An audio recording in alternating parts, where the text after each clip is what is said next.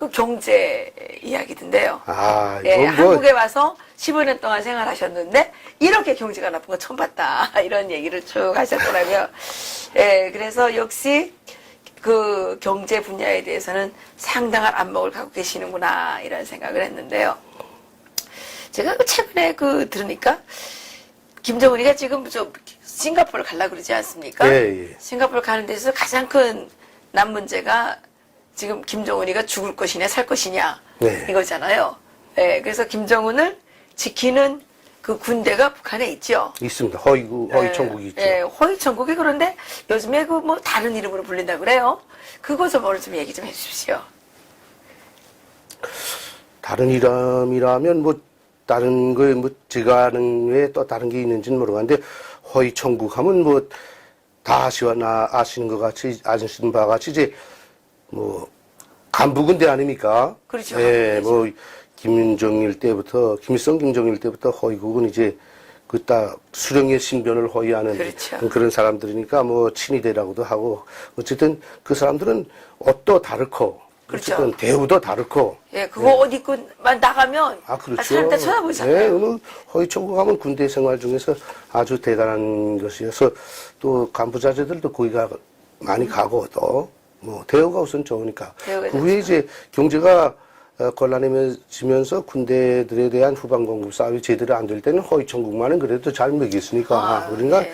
간부 자제들은 대체적으로 거기 가고 싶어 했어요. 그러니까 거기 사람들도 권한도 있거니와 뭐 그런 데다가 동원이라는 게 없었어요. 일반 무력부 군인들처럼 이제 뭐 농촌 동원도 없었고 뭐 건설 동원도 없었고 참 편안한 사람이었고 그저 뭐 솔직히 말하면 수령이라는 그 한 사람을 지키는 세파도에 불과한 군대지만 그 몇 사람 명이나 됩니까? 한 20만 되죠. 예. 20만 명이요? 우리 사단급, 군단급 거의나 되죠. 예, 처음엔 그렇게까지는 안 됐는데, 김정일 들어서면서 이제 자기네 신변보호를 위해서 뭐, 어떤 군단이 들어와도 막을 수 있는 그런 무력 장비와 인원수를 가지고 있어요. 아니 대한민국 군인이 지금 총 60만이라는 거 아닙니까? 뭐 근데 3분의 1이 지금 그렇죠. 지금 우리 문재인만 지켜야 된다는 논리 아닙니까? 그렇죠. 말도 뭐 안 되는 대한민국 거죠. 같이 자본주의 나라 같은 건 상상도 못하는 무력이 들어가 있죠.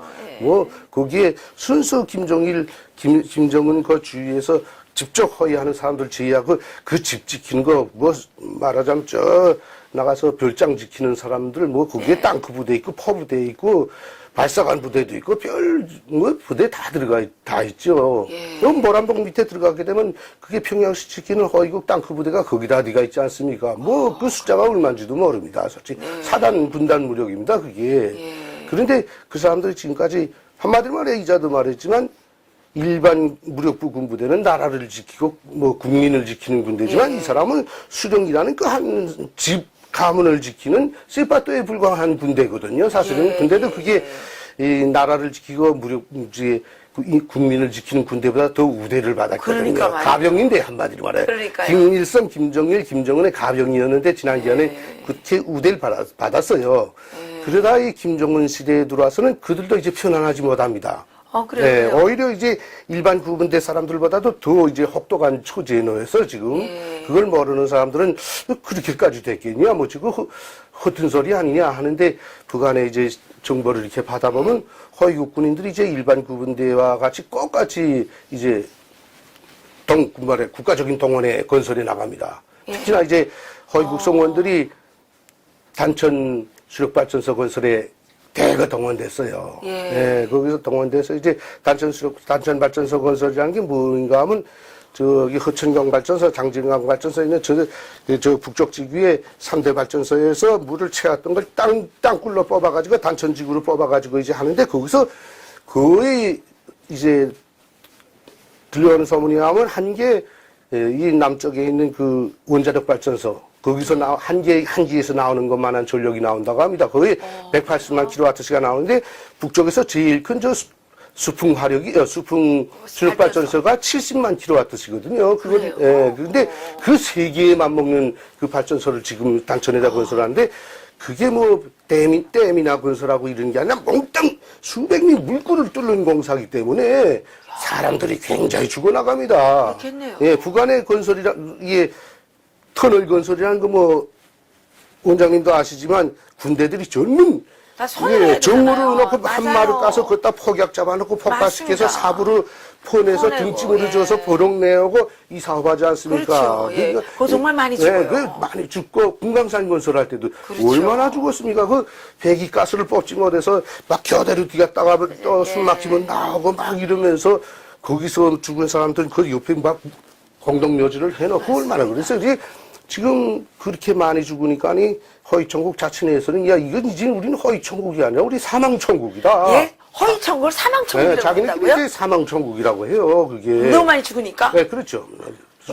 기카고 왜 일반 구분대보다 보장 조건이 더 한심하다고 나면 국가에서 주는 건 괜찮게 줍니다. 국가 노르마만큼 이제 규정량만큼 주는데 원인이 뭔가 하면 일반 구분대 장교들은 그래도 뭐 검사 이제 예. 무료부 검열을 거의 한두 달에 한 번씩 계속 들어와서 한답니다. 예. 병사들에 대한 걸 자꾸 제대로 했구나. 장교들이 뺏어먹지 않나 하는 걸 계속 검열한다고 합니다. 근데 허위국은 누가 검열합니까? 옛날에 허위천국 한번 검열하든가 대성천국 한번 검열했다가 김정일이가 너 새끼들이 나를 검열해 하면서 국가 중앙검찰서 한번 뒤집어 엎었던 거 있지 않습니까? 그렇기 때문에 허위천국, 뭐 대성천국 이런 데는 누가 감히 국가적인 검열이 중앙당에서도 못 뛰갑니다, 이게. 왜? 김정은의 감언과 엮여 있기 때문에 그 뒤를 캐는 게 되거든요. 그러니까 허위천국을 캔다는 건 나를 캐냐? 김정은은 이렇게 되기 때문에 그건 누가 간부가 장군님, 우리 천국에 지금 검열이라는 걸 들어왔습니다. 뭐 캔답니다. 특히 보고 올라가면 뭐 중앙검찰서 같은 건, 인민군검찰서 같은 건 아무것도 아니고 한순간에 엎어버리는 거예요. 그러니까 허위천국은 검열이 안 돼가는 거예요. 그러니까 허위천국 장교들이 그 자기네 그 노르마 가지고 나오는 거 가지고는 먹고 살기 힘드니까 그 허위천국 그 병사들 거를 계속 뽑아먹는다는 게. 그러니까 일반 구분대는 오히려 병사들 걸 장교들이 요즘엔 못 뺏어 먹는데 허위천국은 그게 뭐 저 굉장한 양으로 빠져나가니까 허위천국 군인들이 배고파서 막 허우적거리고 뭐 김일성, 김정일 시대에는 전혀 상상도 못하던 일이 지금 일어나고 있어서 그러다가 그 김정은이가 그 허위천국 총알 맞았던 거 아니에요? 뭐 지금 뭐 잠잠한 것 같지만은 허위천국 내에서 오히려 더 먼저 무슨 일이 일어나지 않겠냐 하는 그런 우려를 하고 있고 뭐 자체 내에서도 야 이거 이래선 또 못 살겠다 뭐 이런 소리들이 이제 허위천국 군인들 내에서 만연하고 있다고 합니다. 그리고 저 건설장에 나가 있는 사람들은 좀 자유가 있으니까 이제 뭐 쌀도 퍼다가 술도 바꿔서 먹고 하고 이제 그 모여 앉아서는 야 이게 우리 신세가 이제 이렇게 됐냐 뭐 이게 이래서 살겠냐 뭐 이런 식으로 이제 자기네끼리 뭐 그룹을 형성하고 뭐 모임을 형성했다기보다도 그런 이제 시비를 하고 툴툴거리고 말하자면 자기네 수령에 대해서 허위를 하고 지켜줘야 할 사람들이 오히려 더 불신임하고 막 여론을 형성시키고 이렇게 돼서 이제 허위천국은 사망천국이다라고 이제 자기네가 결정지었다고 뭐 결정지었다고 해서 크게 뭐 그게 떠드는 건 아니고 아니 그러니까 허위천국을 사망천국이라고 하는 것 자체가 그 자체가 이제 충격이죠. 그만큼 이제 다 썩어 들어갔고 그렇죠. 김정은에게는 큰 위협으로 되고 있다는 거죠. 그렇겠네요. 네. 아니 그 김정은을 지켜주는 마지막 보루인데 그렇죠. 예. 거기에서 이제 이게 들그러나게 되면 김정은이가 사실 뭐 북한에서 뭐 반란을 일으키려도 그 허위국 때문에 못 일으키는 거 아닙니까? 그렇죠. 일반 구분대가 그 허위국 때문에 평양시로 진입을 못하게 돼 있습니다. 예, 그뭐 솔직히 말해서 김정은을 지키는 가병이고 쓰여봤던데 이제 그 개가 주인을 물지도 모를 형편에 놓여 있다는 겁니다. 예, 아마도 말이죠. 예, 지금 허위국 실태는 그렇습니다. 그거 완전 충격인데요, 진짜. 예. 아, 선생님 오늘 너무 이거 핫한 소식입니다. 이거 특종 뭐 뽑아야 되나? 한국자들은 대체적으로 아는 소리입니다. 특종 뽑아야 되나 모르겠네요. 아니 그런데 선생님 지금 펜앤마이크에서 네. 선생님이 쓰신 페이스북에 쓰신 글을 가지고 지금 소개를 했는데 네. 그게 얼마나 잘 썼길래? 요즘에 대한민국 경제 문제 가지고 이야기한 거 말입니까? 뭐 잘 썼다기보다 그저 저는 경제를 전문 대학에서 배웠고 북한에서도 뭐 경제 분야에 전문 한 20년간 몸을 담고 있던 사람 아닙니까? 북에서는 이 자본주의 경제 하게 되면 공황보고 어쨌든 자유경제이기 때문에 자유경쟁에 의한 경제이기 때문에 뭐 북한처럼 국가가 자재를 무조건 대주고 국가가 생산 기획에 계획 준 대로 생산해서 공급하고 이런 체제가 아니기 아니죠. 때문에 여기는 그저 괜찮게 될 줄 알았어요. 네네. 근데 자본주의 사회에 와서 보니까니 자본주의 사회도 개인 자유경제지만 예. 국가 수령이 넣는 요갈이 국가 수령, 정치가들이 그 넣는 행동에 미치는, 경제에 미치는 요갈이 매우 크구나 하는 걸 요즘에 와서 더 절실하게 느꼈습니다. 근데 우리나라가 좀 심한 것 같아요. 그렇습니다. 네. 뭐, 솔직히 특히 지금 이번 정권이 거기서도 내가 완전히 지금 뭐 좌파 정권에 대해서 조금 비판을 했는데 뭐 문재인이 일개인을 비판하기보다 정치 체제 지금 그렇죠. 정치판 자체가 북한에서 겪어본 것과 똑같이 가고 있죠. 가고 있잖아요. 예. 얘기는 하면 저는 이제 소련이 허물어지는 것도 봤고 중국이 개혁해방가는 것도 봤고 북한 경제가 허물어지는 것도 보면서 나는 경제를 배우고 북한 경제를 전문하던 사람으로서 그걸 비례해서 이게 사회주의자들이 내세운 막스가 쓴 그 경제학이 자본론이 여기에서 불공평한 게 있구나. 이게 공산주의가 성공하지 못할 이유가 이 경제 분야에 있구나 하는 걸 알았어요. 말하자면 이 공산주의자들, 사회주의자들은 개인 독재로 가다 나니까 자기 체제 유지만 생각하면서 경제에 대해서 전혀 관심 없는 경제 문맹자들이 몽땅 꼭대기에 앉아있는 게 공산국가입니다. 여기가 지금 그렇잖아요. 네, 근데 여기 보니까 지난번에 박근혜 정부 때, 이명박 정부 때도 뭐 한심했다고 하지만 그러나 지난번에 박정희 전두환 때부터 쭉 쌓아올린 그 기적들이 지금은 다 여기 와서 허물어지고 있는 이유가 좌파 정부가 들어서면서 물론 북한하고 우리가 평화하는 것도 옳습니다. 미국하고 가까이 지내는 것도 옳습니다. 중국하고 가까이 지내는 것도 옳은데 그보다도 이 나라 정치가들은 첫째도 둘째도 대한민국의 경제를 잘 일으켜서라니 자기네 나라 국민들이 잘 먹고 잘 살아야 그 다음에 북한과도 평화가 오는 것이고 그렇죠. 미국과도 관계가 필요한 것이 자기네 나라 국민들은 배 쩔쩔 굴면서 이 나라 이제 저는 경제가의 눈으로서 보고 지금 추적하건데 내년 아니면 내후년 초에는 이제 IMF 꼭 옵니다. 지금 이 상태로 계속 나가게 되면 IMF라는 게 일반 국민들은 그 촉감을 못 합니다. 그저 경제 참 좋지 않네. 이거 우리 기업이 안 되니까 접어야겠네.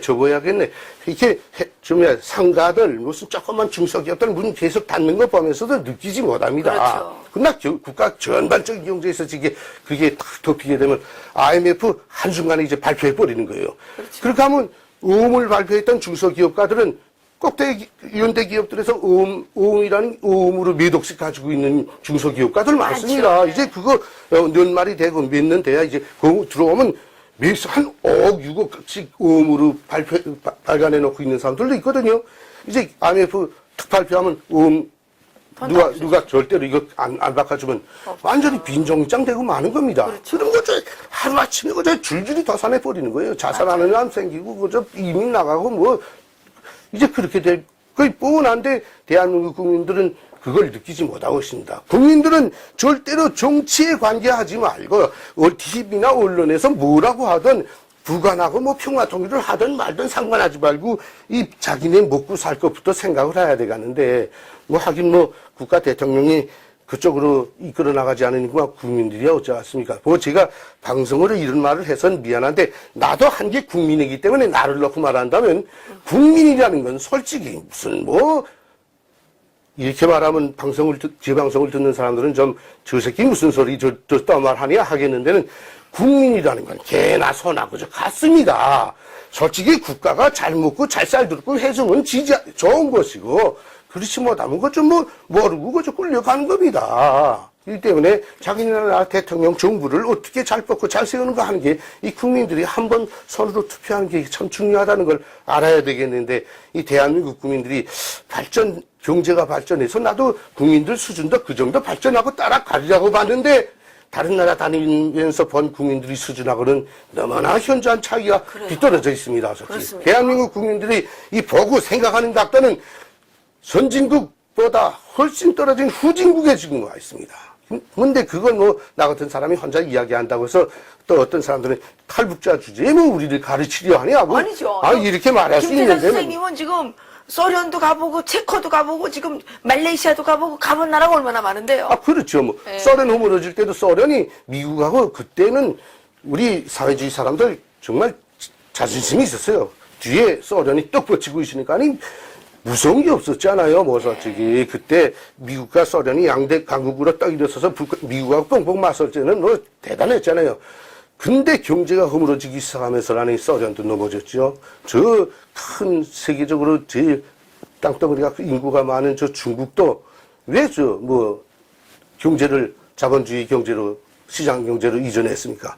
그대로 유지했으면 저 중국 땅 벌써 허물어진 지 오래입니다. 예, 경제를 등소패이라는 사람이 올라앉아가지고 경제의 자유화를 개혁 개방을 했기 때문에 지금 저렇게 미국과 맞서는 나라로, 예, 뭐 G2 국가라고 하지만은 아직까지 거기 가기는 멀었지만은 중국이 그 정도 올라섰지 않았습니까? 근데 그걸 보고 북한이 그걸 따라 배워서야 돼가는데 그 조그만 나라에서 개혁 개방을 하게 되면 자기네 체제가 위험하니까 그걸 따라가지 못하고 지금까지 왔는데 어쨌든 대한민국 정부가 이제라도 정신 차리고 북한과의 평화 문제는 나는 그렇습니다. 북한과의 평화 문제 뭐 내가 이 나라 정부를 대표해서 뭐 대신해서 말할 필요는 없겠지만 그러나 개인적인 한계 국민으로서 의견을 낸다면 북한과의 평화는 대한민국이 원한다고 돼서 되는 게 아닙니다. 그럼요. 기하고 돈을 퍼줘서 평화가 되는 건 아닙니다. 그렇죠. 그러면 앞으로 북한이 계속 도발하면서 돈 내라고 하게 되면 이 대한민국 사람들은 자기네 세금을 계속 내서 계속 일생 동안 북한에 퍼주면서 평화를 구걸해야 하는데 일생 동안 언제까지 그렇게 살려고 지금 따라가는지 도무지 이해가 안 된다는 거예요. 왜 이렇게 바보짓을 하는지. 솔직히 90년대 말 그때 다 무너지게 됐던 거 대한민국 사람들이 그때 김대중 대통령을 보내가지고 현금 퍼주고 쌀 퍼줘서 살려준 저 독재국가 아닙니까? 맞습니다. 그때 대한민국에서 퍼주지 않고 돈 안 퍼주고 쌀 안 퍼줬으면 벌써 무너져서 오늘에는 완전한 평화가 오고 통일이 됐을지도 모를 나라인데 맞습니다. 그때 햇볕 정책 그걸 지금 정부에 와서 또 답습을 하는 이유를 어떻게 설명해야 되겠는지 모르겠습니다. 근데 문제는 정부 사람들은 그쪽을 뭐 친하게 지내고 동조하고 어떤 사람은 뭐 간첩이다 어떻다 하는 데는 이 나라 5천만 국민 중에서 그걸 똑바로 분석을 하고 똑바로 바라볼 사람이 없다는 게 참 답답한 겁니다. 아니, 대한민국 지금 대학 졸업률이요. 네. 84%인가 그래요. 네. 아니, 그런데 그러면 다 대학 졸업하고 요즘엔 다 석사 이상은 하거든요. 그렇죠. 아니, 그런데 그걸 모른다는 게 이해가 안 가요. 이해가 참 저도 안 되는데 제가 안타까운 거는 이 보수 정권이 지난번에 박정희 정권 이후부터 전두환 정권을 이어서 쭉 오면서 이 나라 정부가 뭘 하나 잘못했나 하면 먹고 사는 거 배고픔에서 해방되자. 자, 나라가 우선 잘 살자. 이것만 쭉 하면서 후대 교육을 안 했다는 겁니다. 후대 교육을 안 한 게 아니라 후대 교육은 했는데 산수교 가서 가르쳐주고 화학교 가서 가르쳐 이것만 가르쳐주지 사람들이 애국심을 가지고 자기 나라를 지키기 위해서는 어떻게 해야 된다는 이것만은 안 심어줬다는 겁니다. 그러다 나니까 방치해버리다 나니까 그 사상교육은 누가 시켰냐면 북한의 김일성, 김정일 정권이 이 나라 사람들, 어린 사람들을 사상교육을 시켜서 지금 대학생들, 대학에 가게 되면 대학 교원들 거의다가 자파예요. 좌파 성향을 가진 사람들이 교수로 들어가가지고 자기네 따라오지 않으면 대학생들에게 점수까지 안 준다는 그렇죠, 편이 있어요. 맞습니다. 우리 탈북자들도 할 수 없이 거기서 대학생들이 끌려 들어간다고 합니다. 맞습니다. 그러니까 선생이 그것을 이쪽으로 가자는데 강요하니까. 할 수 없잖아요. 맞습니다. 예. 그래서 그렇게 키워낸 사람들이 지금 법규관에 들어가서 좌파 정부 사람들은 들어오게 되면 풀어주고 맞아요. 예, 우파 성향인 사람들은 잡아 엮고 그 다음에 전교조가해서 어린아이들까지 몽땅 그쪽으로 끌어가고 또 신학대학마저 점령해서 거기서 나온 신부 교수들이 몽땅 교회와 성당을 장악하고서라니 교인들을 몽땅 북을 찬양하는 대로 교인들을 다 이끌어가고 있고 정치, 경제, 문화 모든 것에서 다 북을 찬양하는 사람들도 꽉 채워 있잖아요. 맞습니다. 그러니까 뭐 아까도 제가 욕을 먹을 셈으로 말했지만 국민이라는 건 개와 돼지나 뭐 비슷하기 때문에 지도자 그죠? 보십시오. 학교에서는 대학 교수, 초등학교 이런 데서는 전교조 교사들이 어린이들을 교육하고 대북 지지 사상으로 그 다음에 교회에 가게 되면 또 성당 가게 되면 신부 목사들이 그렇게 선전하고 있고. 맞습니다. 그다음에 정치계에 올라서 정치계 사람들이 또 방송 언론 몽땅 장악해가지고는 그렇게 그저 계속 불어대고 있고 신문, 텔레비, 방송 몽땅 다 지금 좌파들이 다 차지해가지고 그렇게 불어대고 있잖아요. 그러니까 그저 국수나 팔아먹고 이게 식당이나 하는 국밥이나 파는 국민들은 그저 그게 맞겠냐고 또 맞아도 할 소리 할 말도 못하고 무서우니까 참고 있는 거죠. 그러니까 우리 같은 탈북자들이 보기에는 이 나라가 점점 경제적으로 무너지고 정치적으로 피폐해지고 이제 동남아 꼴나고 북한한테 이제 미국만 내일 아침에 무력을 끌고 나가게 되면 다음번에 이제 무조건 조카 통일돼서 여기에 공산 정권이 서고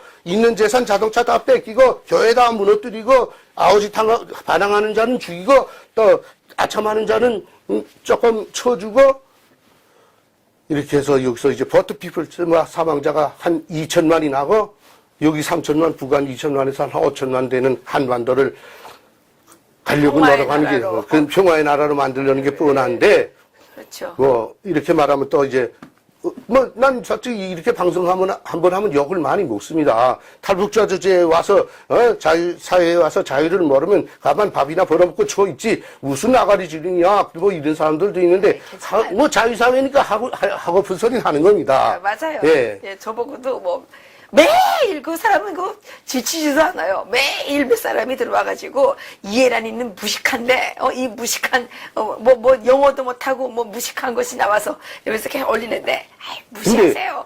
무시하세요. 안타까운 게 하나 또 있는 건 맞습니다.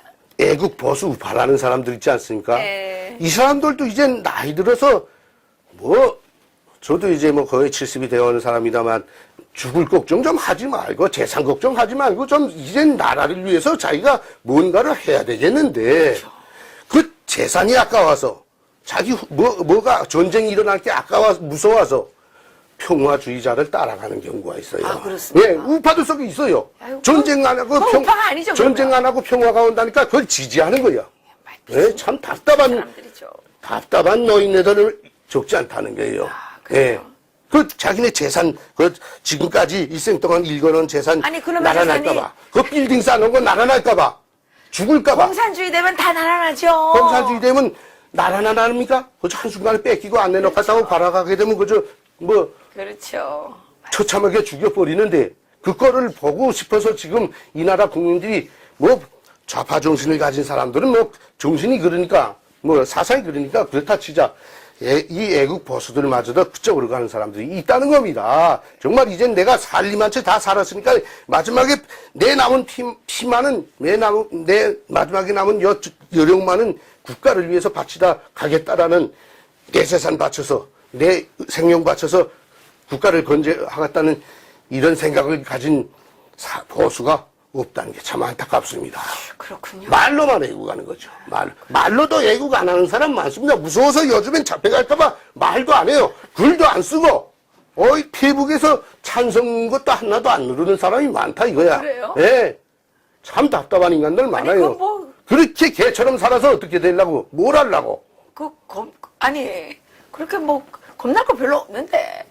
우리 같은 사람들이야 저쪽에서 산전수전 다 겪어보고 죽을 거비를 다 겪어봤으니까 걱정이 없으니까 그렇지만 잡아가도 아직까지 총살은 못할 것이고 그리고 고문도 못할 거 아니에요. 그렇죠. 밥도 잘 준대요. 그렇지요. 걱정이에요. 잡아가려면 잡아가려고 그러는 거지. 제 소원은 형제들이 있는 고향에 가서 형제들 돌아갔으면 형제들 묘에 아버지 어머니 묘에 술이나 한 잔 붓고 그렇게 하고 돌아 나왔으면 좋겠다는 그 소망 하나밖에 없어요.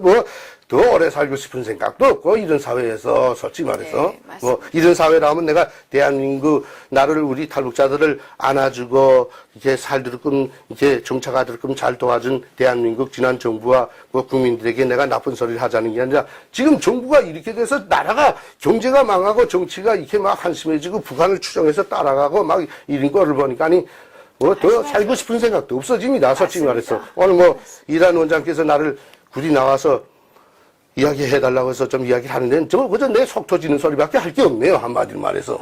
그동안 우리 김태선 선생님 많이 쌓이셨군요. 세계에서 지금 이제 돌아가는 거 보면 참 답답하지 한심하죠. 않습니까? 예.